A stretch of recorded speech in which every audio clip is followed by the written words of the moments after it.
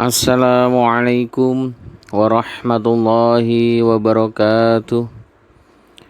Nahmaduhu wa nusalli wa nusallimu ala rasulihil karim. Amma ba'd.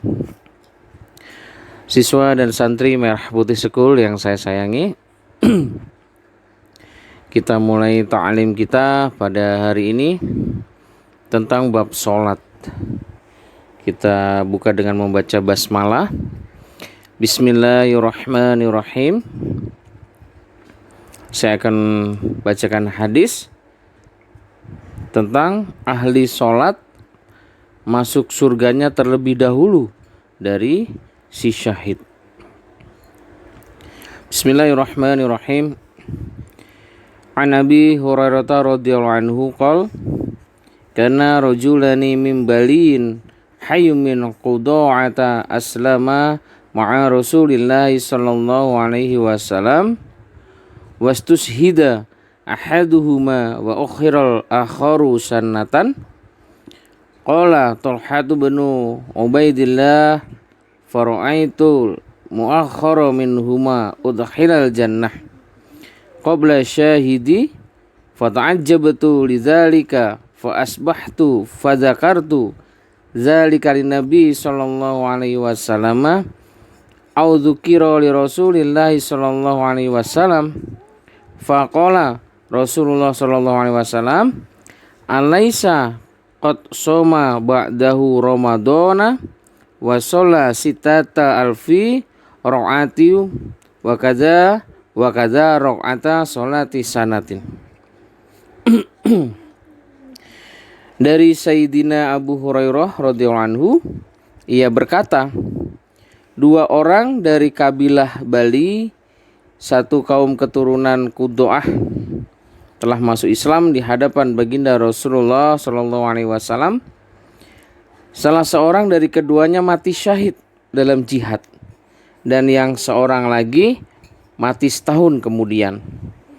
Sayyidina Talhah bin Ubaidillah radhiyallahu anhu berkata, aku bermimpi orang yang mati setahun kemudian itu dimasukkan ke surga lebih dahulu daripada yang mati syahid.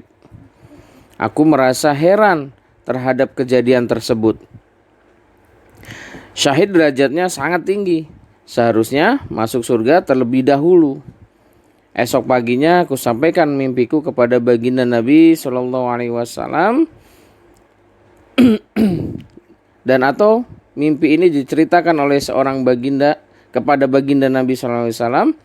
Beliau bersabda, bukankah orang yang mati kemudian itu berpuasa penuh pada bulan Ramadan dan sholat sebanyak 6.000 rakaat dan sekian rakaat sholat selama setahun?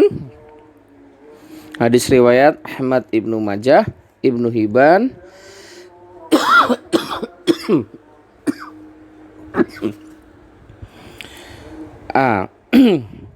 Jika setiap bulan dalam setahun berjumlah 29 hari, lalu dikalikan dengan sholat fardu 5 kali sehari, ditambah witir 3 rakaat, maka sudah berjumlah 6.960 rakaat. Seandainya setiap bulannya dihitung 30 hari, lalu dikalikan dengan sholat fardu 5 kali, ditambah witir, ditambah sholat rawatib, ditambah sholat nawafil, maka sungguh betapa banyak rakaatnya. Imam Ibnu Majah rahmatullah alaih juga meriwayatkan kisah di atas dengan rinci.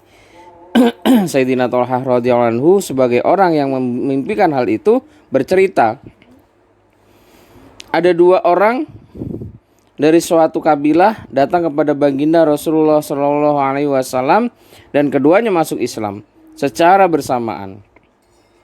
Sahabat yang satu adalah orang yang penuh semangat dan berani sehingga dalam suatu peperangan ia syahid. Dan satunya meninggal dunia setahun kemudian.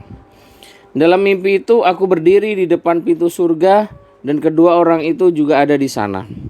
Seseorang datang dari surga dan mengizinkan sahabat yang meninggal setahun kemudian untuk masuk surga. Sedangkan sahabat yang mati syahid disuruh menunggu Tak lama kemudian, dari dalam surga datanglah seseorang dan mengizinkan sahabat yang syahid untuk masuk surga. Ia berkata kepadaku, sekarang engkau belum saatnya, pulanglah. Ketika bangun pada pagi harinya, aku ceritakan mimpiku itu kepada orang-orang. Semuanya sangat heran mengapa si syahid baru diizinkan masuk surga belakangan. Padahal seharusnya si syahid masuk surga terlebih dahulu. Akhirnya mereka menemui baginda Nabi Shallallahu Alaihi Wasallam dan menceritakan mimpi itu. Beliau bersabda, mengapa kalian heran? Kami menjawab, ya Rasulullah, kami heran mengapa si syahid yang bersemangat tinggi dalam perjuangan agama lebih akhir masuk surga daripada yang meninggal dunia setahun kemudian. Baginda Nabi Shallallahu Alaihi Wasallam bersabda, bukankah ia memiliki kelebihan beribadah setahun daripada si syahid? Kami menjawab, benar. Beliau bertanya, bukankah ia memiliki kelebihan 1 bulan puasa Ramadan daripada si syahid? Kami menjawab, benar. Baginda Nabi SAW bertanya lagi, bukankah ia mempunyai kelebihan sujud dalam sholat daripada si syahid? Kami menjawab, benar. Beliau bersabda, perbedaan kedua orang itu lebih jauh daripada antara langit dan bumi. Ya, kisah seperti itu terjadi pada banyak orang. Dalam kitab Sunan Abu Dawud disebutkan kisah 2 orang sahabat seperti kisah di atas. Tetapi perbedaan antara kematian keduanya adalah 8 hari. Dalam kisah yang lain perbedaan kematiannya ada 7 hari. Namun dalam kedua kisah tersebut yang mati belakangan masuk surga terlebih dahulu. Sesungguhnya kita tidak dapat memahami betapa besar nilai sholat. Kita mengetahui bahwa baginda Rasulullah Shallallahu Alaihi Wasallam pernah bersabda, sejuknya mataku di dalam sholat. Sabda baginda Rasulullah Shallallahu Alaihi Wasallam tersebut menunjukkan bahwa beliau sangat mencintai sholat. Dengan demikian, adakah perkara yang lebih berharga daripada sholat? Nah, karena sholat itu sangat-sangat penting dan utama.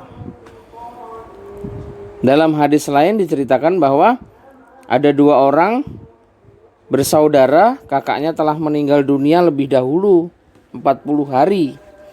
Kemudian barulah adiknya meninggal dunia. Kakaknya lebih soleh daripada adiknya. Orang-orang pun memuji kakaknya. Ketika baginda Nabi Shallallahu Alaihi Wasallam mendengar hal itu, beliau bertanya, apakah adiknya bukan seorang muslim? Orang-orang menjawab, dia seorang muslim, tetapi derajatnya lebih rendah daripada kakaknya. Baginda Rasulullah Shallallahu Alaihi Wasallam bersabda, bagaimana kalian tahu dalam 40 hari itu berapa banyak derajat adiknya telah ditinggikan karena sholat? Perumpamaan sholat 5 waktu bagaikan sungai yang jernih dan dalam yang mengalir di depan rumah seseorang. Dan ia mandi di sungai itu 5 kali setiap hari. Apakah masih ada kotoran badan yang melekat di tubuhnya? Beliau melanjutkan,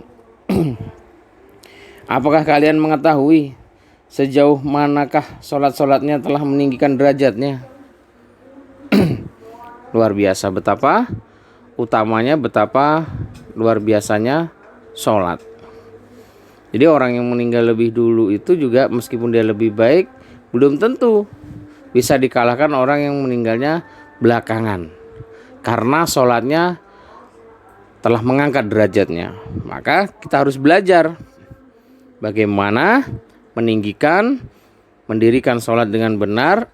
Kita perbaiki sehingga sholat itu yang akan meninggikan derajat kita. Tadi Rasulullah SAW telah mengibaratkan bahwa sholat itu ibarat